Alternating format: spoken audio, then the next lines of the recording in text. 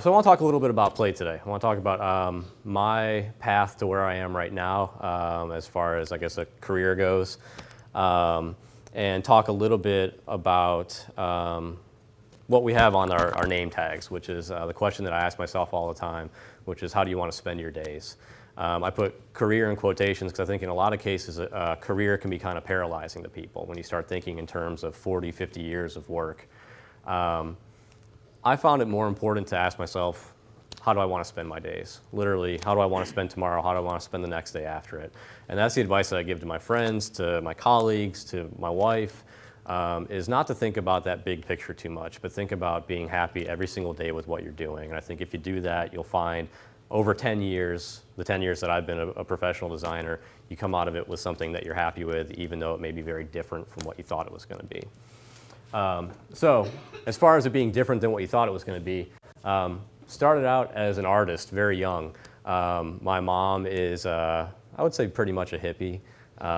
She collects branches and paints furniture and collects rocks and makes these awesome fountains out of found pieces of steel. And she's just truly creative, and she just kind of does whatever she needs to do to have fun and to mostly enjoy kind of her space and her home. And my dad was actually an engineer. Unfortunately, he passed away when I was very young. I don't remember very much about him, but I do remember he was the type of engineer who wore pink a lot, which is not what you'd normally think of an engineer. But you'll probably see a bunch of pink in my work today, and I've kind of put that together through this presentation of thinking about, oh, that's probably where that comes from, is that he had an affinity for pink. So I'm somewhere in between the two, I guess, as a designer. Not quite an artist, not quite an engineer. I have left wing on here. I used to play hockey a lot as a kid, played for 2 or 3 teams at a time. I was pretty good. I wasn't going to make a living at it. And so I had to start thinking about what I wanted to do for college, for a career. And so I chose aerospace engineering. And I actually moved to Raleigh to study aerospace engineering at NC State and did that for 2 years. And it wasn't for me. It wasn't very much fun. There wasn't very much play going on. And so I started reconsidering what it is I wanted to do now 2 years into college, paying out-of-state tuition, worrying about all that kind of stuff. And luckily, NC State's got a great college for design. So I didn't really know what graphic design was, learned what it was, went through the program, had an absolutely amazing time. It changed my life. And then you kind of come out of school and you're thinking, okay, I need to figure out what it is I want to do again. What's my career? Start thinking about being maybe an illustrator. And I think one of the things that I respect about illustrators is that you see in a lot of cases where clients will go to them to get exactly what that illustrator does. They have a signature style. I couldn't figure out what mine was, to be honest with you. And we'll look at a little bit of work kind of right out of college, and I'll show you it was a gigantic mess. I enjoyed screen printing. Used to screen print in my apartment a little bit until I clogged up the bathtub with 9 inches of black ink water. And so then, okay, designer. This is what I'm good at. I like designing for brands. I like thinking about things holistically. So I go off, get a job, do the job thing, have a great team. I'm an art director. I found that started pulling me away from where I wanted to be, which was making stuff. So as an art director and having a team and worrying about all this kind of bigger picture stuff again, ended up designing maybe 30%, 40% of the time, and said, okay, I need to take a step back and get to what I want to be doing every single day, which is making. So that's where I am today. I'm a freelancer, and I get to spend my days how I want to spend my days. That doesn't mean that it's easy. That doesn't mean that it's all play. As a freelancer, I'm my own project manager, I'm my own account manager, my own bookkeep, my own intern, my own everything. And that's great because honestly, that's how I want to spend my days, is doing drastically different things. I'm not made to sit behind a computer. And so, as I said, I have a lot of fun doing what I'm doing, but that doesn't mean that it's all fun. So, So we'll go back again to the word play. I'll show one piece from college. This is a reminder from college. And if any of you went to the College of Design when Denise Gonzalez-Crisp was the head of graphic design, in her office window that faced out towards all the kind of student studios, it said play. She had these 4 letters in the window, and it was kind of this constant reminder. And you sit there thinking like, yeah, this is what I want to do. I want to play. And then you get to the end of your tenure there, at your end of your 4 years, and you're so tired of playing, you just want real projects. You don't want make-believe projects anymore. You want real printed stuff. You want everything to be professional, right? So you go off and you do that. You go get your job. You're doing professional stuff. And then you realize, God, I don't want to be doing this. I want to be playing again. So it's kind of this constant back and forth.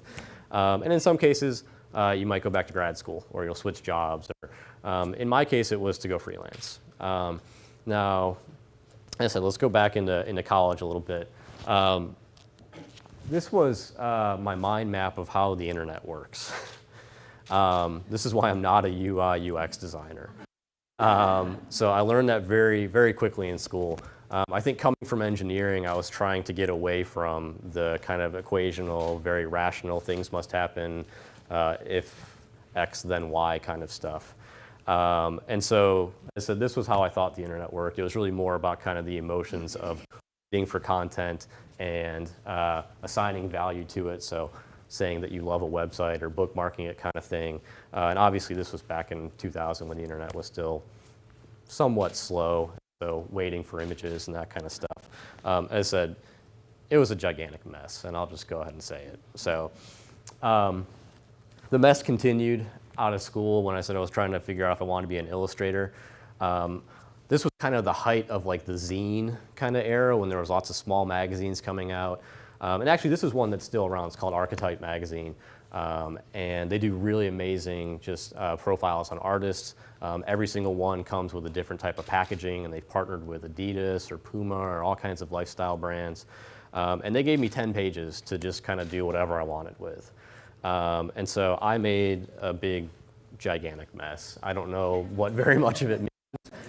I do know that the industry leader in letting or in leading, depending on how you read it, is a kind of tip of the hat to letterpress, which I studied in college as well. So letting was the stuff that goes in between all the different lines of type to kind of lock it into a block. And it also, for me, was kind of this representation of this culture in America where we like to play with words and we like to abbreviate things. Or, for example, I grew up in an area that had a place called BQuick, B-KWIK, right? Where there's always like these kind of weird things that people do that don't make very much sense. So I kind of came up with this slogan, the industry leader in letting, or in leading if you want to read it that way. So as I said, my work was kind of all over the place at that point. And again, here's kind of a close-up of the industry leader in letting. Unfortunately, I don't letterpress very much anymore. It's not the easiest thing to do, but it was one of those places that I learned to play, kind of taking small type, putting it together, making compositions out of different type, that kind of stuff. So, but what the messy stuff did lead to was actually some very fun work for some lifestyle brands that I grew up with. So first was Nike skateboarding.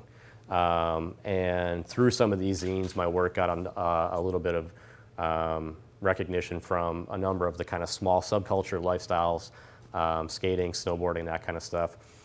And so I got to do some fun stuff for them. So this is a small portion of what became 2 t-shirts for Nike. So literally probably 40 different designs. You get paid not very much money. Sorry, Nike. But again, really fun stuff. It allows me to play with type, which is what I love to do. And again, more plays on words kind of thing. So board is bond, kind of a play on the word is bond kind of thing that really for skateboarders, that's, you know, there's a very tight bond in that subculture. So having fun with custom type, with words, got to do some imagining if there were different, say, unions of skateboarders.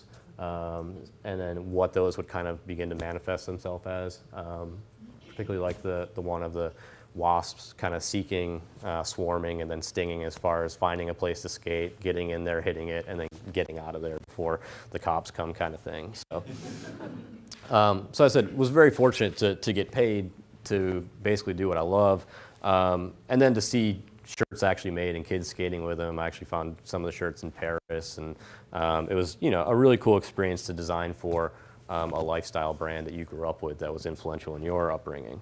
Also got to do some stuff for Burton snowboards. Did some stuff for Nixon that never really happened. So Nixon is a watchmaker. This was my first kind of foray into, oh, we really want you to do that thing that you did for that other thing. And it didn't work because you're not playing anymore. You're trying to like replicate this kind of same thing again.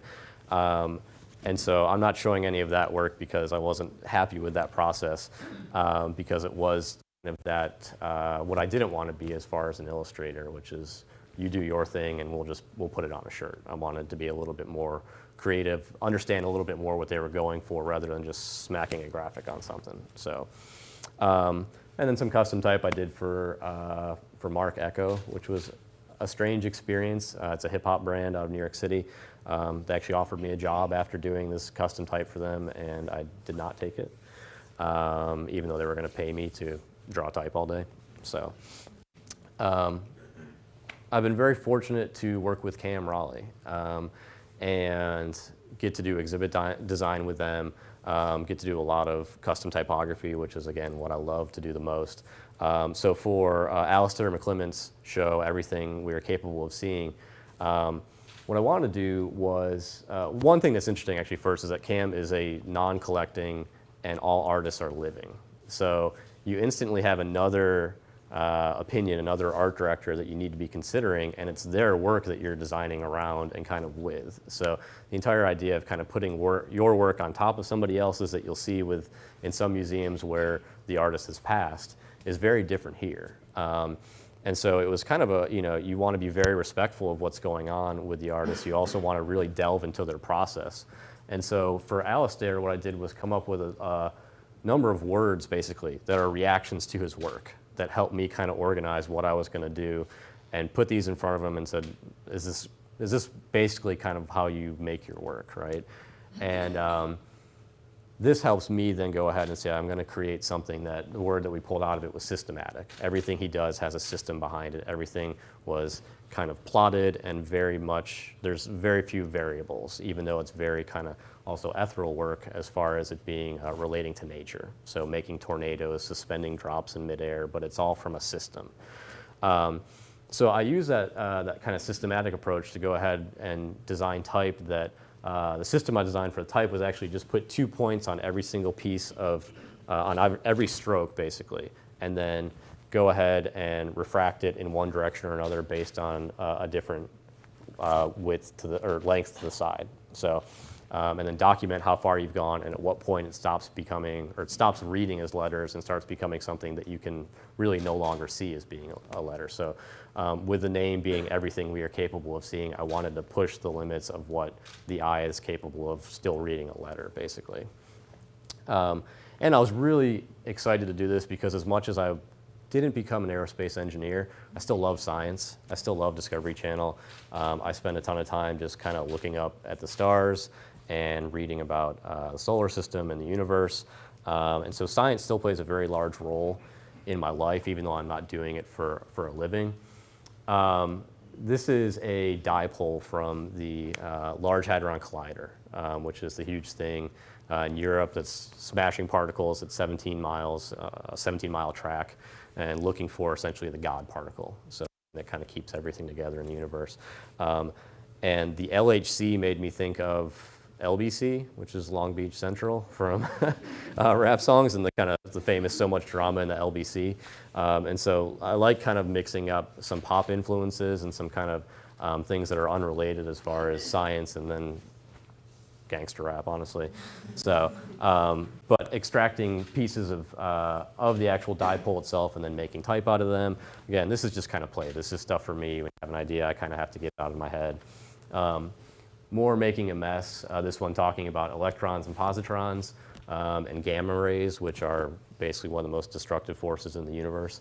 I like the idea that gamma is going to put your eye out if it was to make its way through the atmosphere.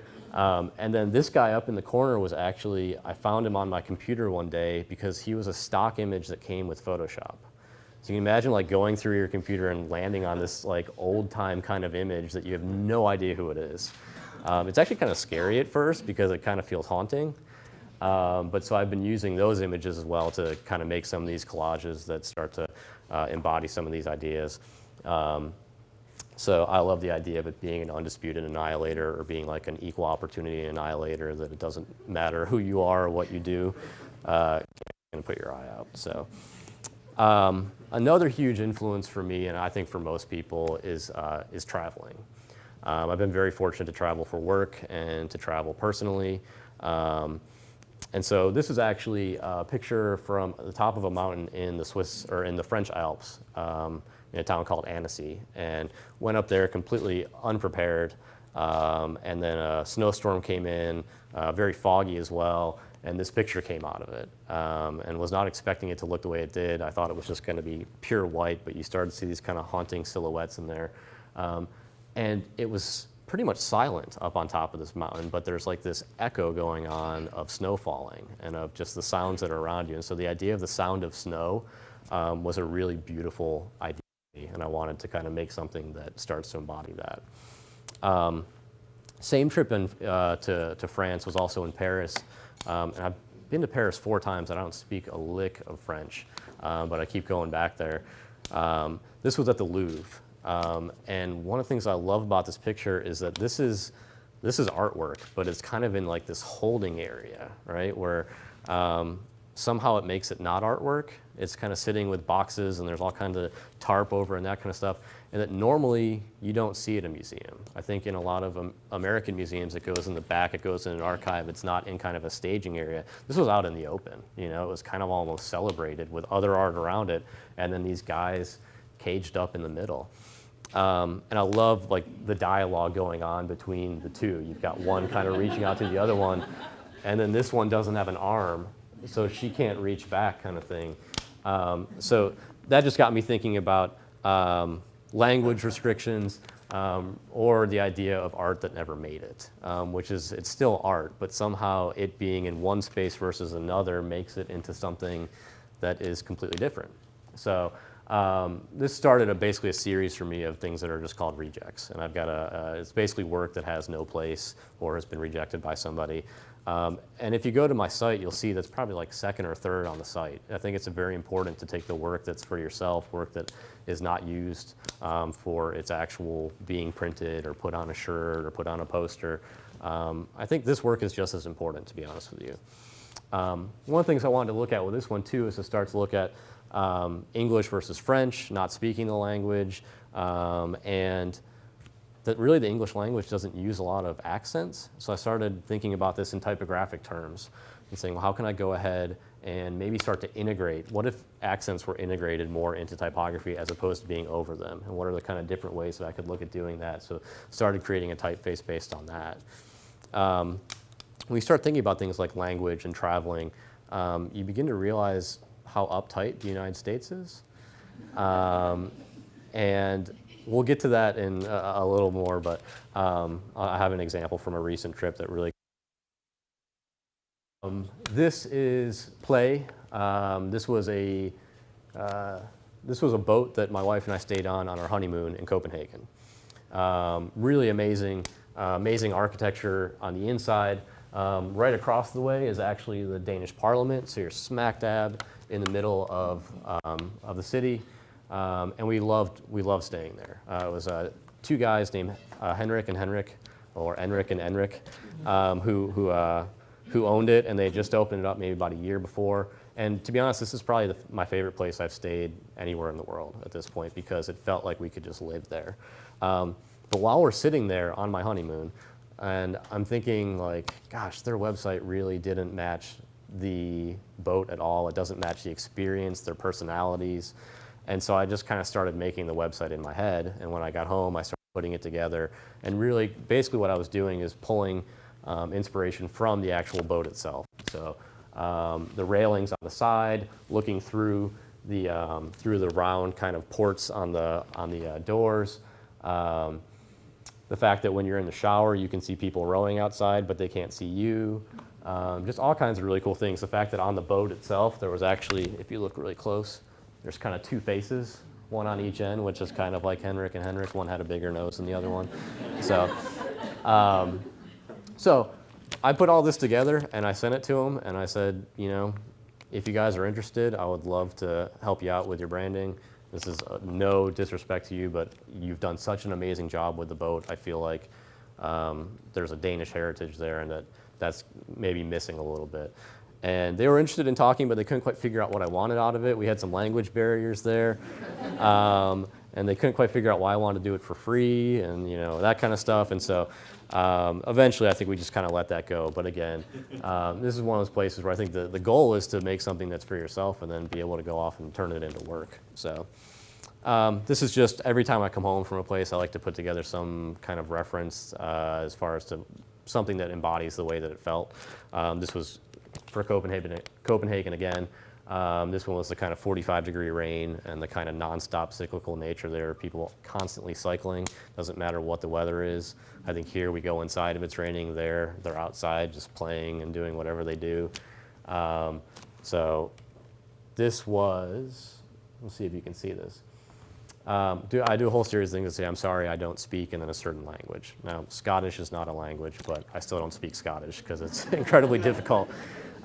So after studying abroad in Glasgow, I was surprised at how much you associate plaid with Scotland, but also how many floral prints there were everywhere. And all the hotel that we stayed in, restaurants, I mean, it was just kind of everywhere. So taking pictures of those and overlaying them on top of each other to make a really difficult to read kind of visual, I don't know, I don't speak that language. I don't speak this visual language, and I don't speak their language. So I do one of these for every time I come back as well. I take pictures that I've done and then kind of collage them together, and there's this overlap and play. This was from Tokyo. So Tokyo being a very kind of modular, high-tech kind of, I don't know how to, I'm still not quite sure how to wrap my head around Tokyo. But the idea of kind of creating these typefaces and then using the Japanese symbol for money. So in some places this is, you know, A-OK here, that's money in Japan.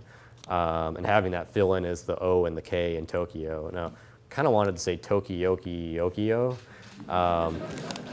But again, playing with type, kind of taking these influences. This is from my last trip. I did not make this, by the way. This is a $5,000 or 5,000 kroner bill from Iceland. My wife and I were just there in September. And something really stood out to me here is that, so put this next to Abraham Lincoln, right? Put it next to our money. Now, everybody, it's well known that our money is very uptight. It's not the most beautiful in the world. They try to make it beautiful by adding peach to it. That didn't really work. But what stood out to me is the fact that you've got here, which are clearly people that they revere, right? They're putting them on money.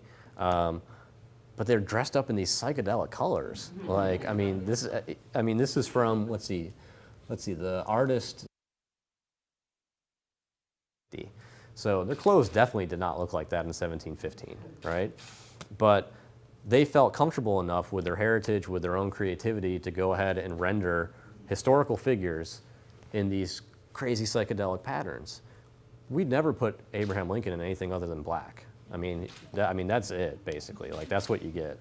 So, as I said, to me, it really just kind of brought home this point and why I love to travel and why when I come home, to be honest, I feel a little, well, it's the opposite of homesick, but travel sick or whatever, is that, you know, I think that we in the United States have a little bit of a problem, to be honest with you. It's not as bad as Japan, but we work a lot. I mean, we work way too much, to be honest with you. And so, you know, when I come home, it kind of puts things in perspective as far as making sure that you're doing what you enjoy and making sure that you put aside time to do things that are other than work.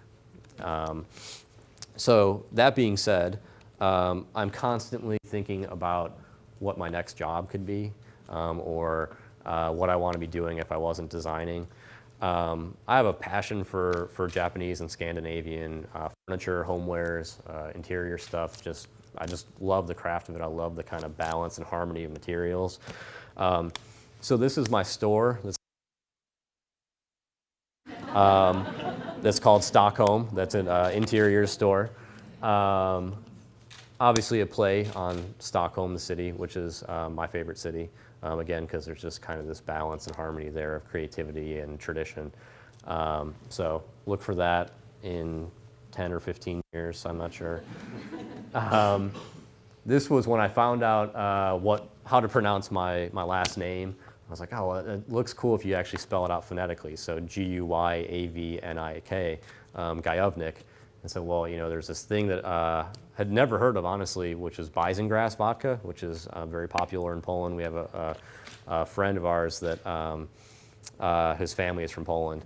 And so I was like, well, I want to do my own vodka label. Like, I want to make like a vodka label, but it feels a little less ceremonious than normal, where everything is kind of always old-timey looking, and like we've been doing this since whatever century.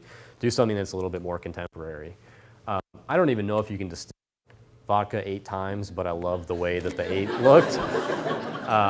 So taking the idea, if you find a good bottle of Weizengrass vodka, it's got an actual piece of Weizengrass in it that is kind of constantly getting that flavor into the vodka. So taking that and making letters out of it. So making this kind of ornate 8 out of it. This is a picture of a plastic bag. So this is actually the desktop on my computer. For me, it's kind of a constant reminder and something that we were taught at the College of Design. I think they gave us a little kaleidoscope and said it doesn't take much to change the way you see the world. I thought that was a really nice message when we graduated. And so this is literally a scan of a bag from Home Depot, but you begin to see a land in it, you begin to see a place in it. It kind of changes, again, the way that you see this very ordinary thing. And so for me, again, go from there and kind of come up with this idea of an uncommon wealth. So a place that's a play on the word commonwealth, but then also if you can train yourself to look at the world in these different ways, I think that you'll find uncommon wealth. So kind of back and forth play on words. And I love the idea of flying a flag that is that kind of ceremonious action, but it's a plastic bag, This is a picture of rain on my sunroof of my car. I'm a rainy day person. I grew up in upstate New York. And when it rains is when I want to go outside and do stuff. Again, that's why I was so impressed with Sweden and Denmark, is that there's kids playing in huge galoshes and suits, and they're just out there in the rain and it doesn't matter. I also love this image because to me it's perfect. Like, how much time would you spend drawing this? Like, if you're an illustrator and you're clicking points and making all these curves and everything, like, there's just perfection in the way that they fit around each other. I love it, and I think that in a lot of cases when I come home from and it's raining, I'll just sit in my car, look up through the sunroof, because it just does amazing things. It's, again, this kind of really quick way of changing the way that you see the world. As I said, I spend a lot of time looking upwards at the stars. And a couple of years ago, I had a client come to me from Durham who was opening up a place called Starlight Pizza and Italian Specialties. Unfortunately, they didn't get the business off the ground, but we built out the entire brand, had an amazing time doing it, and really got to run with this kind of science mixing with Italian food at this point. So love the idea of, for example, having coasters that were an image of the universe, but flooded in red, they begin to look a little bit like pepperoni. Or taking what is a wavelength spectrum that we're able to see and turning it into maybe something that's piping hot, or say a bowl of spaghetti. So as I said, they were great. They really kind of let me run with taking this open sourced images from NASA and beginning to kind of build something out of them as far as a language. You can't really see it here, but picking a color palette that's a little bit off from your traditional Italian, going with kind of a teal and a Mediterranean blue. So I had a lot of fun working on this stuff. It's unfortunate that it didn't come to fruition, but again, it's still something I'm very proud of, and it got me to mix a number of things that I love. Oh, this one's hard to see, but that's all right. This one was actually, we're getting now kind of into Durham and Raleigh work. This was a concept that I did for the Rosebuds. So we had met them through a friend, and when I say we, my wife and I, she's also a graphic designer. and we were doing concepts for a new website. And we had asked Kelly, the lead singer, to give us a basket of things that she liked, basically. So just whatever you want. And there was a painting of a tiger, there was a lemon, rosemary, a bag of, trying to think, a bag of buttons. And then there was this horse that was in there, this little plastic figurine horse. And so what I wanted to do was start mapping each one of those to a different song of the album that was currently out at that time, which was Night of the Furies. And I love the idea of this plastic horse that's very powerful looking and pairing that with the song I Better Run. So if you listen to that song, it's got the dark moodiness that the Rosebuds had in that album. But the idea of a plastic horse that can't run anywhere, thinking that I better run. So what I did was I actually scanned everything at night, all the lights off, and so you pick up these really kind of deep contrasting colors, and then did a series of those, and that would be the website when you get there that kind of takes you to each song. They went with my wife's concept, which is good. Hers was a little more collaged, a little more warm feeling than this was. But again, I love the idea of being able to work with your clients and have some fun with them. I think is a lot of what I look to do. We have some clients that are here with me, and I like to, in some cases, give homework or do things that might help me from a project and account management standpoint have fun. Because if I'm going to spend maybe 30% of my time doing project and account management, it might as well be fun, right? Sticking with Raleigh, this is something I don't like about Raleigh. So this says, let me guess, stucco, brick.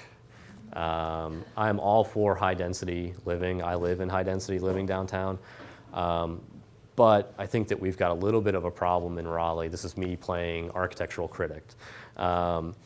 That we've got a little bit of a problem with all the stuff that's popping up right now so fast as we start to boom. And for me, this is a kind of a reminder to be mindful of craft, be mindful of the fact that all of these things are creating a brand for Raleigh. Everything that I'm doing for my clients is creating a brand for Raleigh. Everything that you're doing is creating a brand for Raleigh or Durham or Chapel Hill.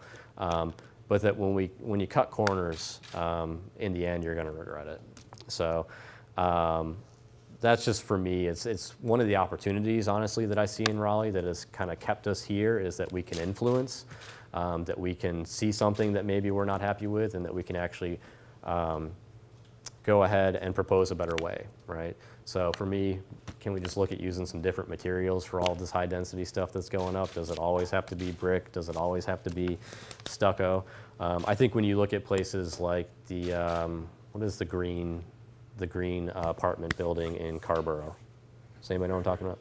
Yeah, beautiful use of materials, right? But again, high density living. So to me, this is a little bit of a challenge. If anybody wants to write an article for Walter Magazine or Indy about the architectural kind of where we are with high density living in Raleigh, you're more than welcome to take this image. This is me playing city planner. So state capitol's there. I would say we are right about here at CAM. Can you imagine if our arena was right there? And if when you came into Raleigh on Western Boulevard, instead of being welcomed by our central prison, you were welcomed by the North Carolina Museum of Art? It would be amazing. Take Dorothea Dix, make that the sculpture park, right? So again, there's opportunity in Raleigh for us to make this place amazing. And I think that's a lot of what keeps me here, a lot of what I'm trying to get other people to come here for, is to bring your ideas and do your thing here. It's scary to do your own thing. I left a well-paying job with stock options and bonuses and benefits, but there's an opportunity here to do what you want to do and to help Raleigh. I guess one of my, anybody know Critter around here? Everybody knows Critter, yeah. Critter said to me one time, he said, you can stay, you can move someplace else that's cooler, or you can stay here and make this place cooler. And when he put it to me like that, I was like, wow, you've got to stay here and make this place cooler. So that's our opportunity. So I'm going to talk a little bit about Ashley Christensen. So she's one of the things that I love about Raleigh, and I'm incredibly fortunate to work with her. She's a force of nature. I mean, the fact that she's doing her thing and doing her thing here is amazing. What I love about working with her is her attention to detail in everything that she does. So again, there's no cutting corners with her. And I think that for me, that allows me to do work that I love and work that I'm proud of. If you're from here and have been to any restaurants, you've seen the identities. I wanted to show some of the stuff that we didn't use as far as kind of some of the play that kind of went on before we got to our identities. Again, always very typographic, little details, the and in chicken and honey maybe being made out of chicken wire kind of thing. Or again, this shape, chicken wire kind of glass, and then playing off of a honeycomb versus chicken wire. And you know, as I said, I have a great time working with her. And one of the things that I really, again, I said that I appreciate so much, and I can't explain to you enough, is going that little extra bit. It might cost a little bit more to do. We did copper leaf on the windows at Jewel. It's twice as thick as gold foil or as gold leaf, so it takes longer to install. You've got to do more layers of it. You know, for letting me do hand-carved wood signs for the bathrooms, for doing penny tile out in the entryways, all of those little details. I can see Ashley. Thank you. I really do appreciate everything that you do, and what it's enabled me to do, which is to play with my days. I mean, I get to do all these different things where I'm going and doing sign checks, working with a guy who does copper leaf for a living. As I said, hand carving stuff myself. It's really, that freedom to do what you want is what I was looking for in a so-called career, and I've been able to find. And I'm finding more and more people that want to do the same thing in Raleigh. And so my encouragement to you, as I said, is, you know, ask yourself, how do you want to spend your days? And then go do it. Because if you're talented, motivated, you'll make it happen. That's pretty much what it comes down to. So ask yourself how you want to spend your day. Whatever you wrote on your thing today, make sure you do it today or tomorrow at least. Or, but spend your days doing what you want, and you will be happy, hopefully in 40, 50 years from now. So that's all. Thank you.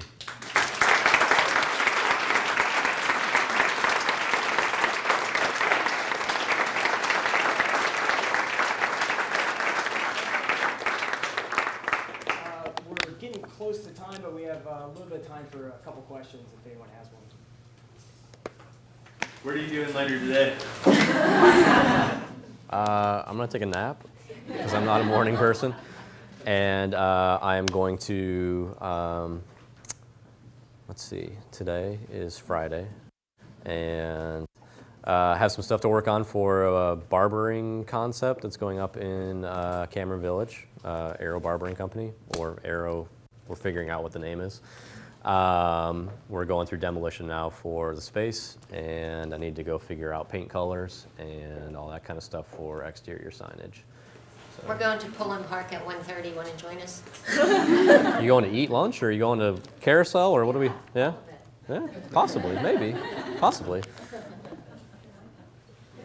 Any other? No? Well, again, thank you everybody for coming out. I appreciate you spending a little bit of time, and have a good Friday and a good weekend. Great, thanks guys. And before,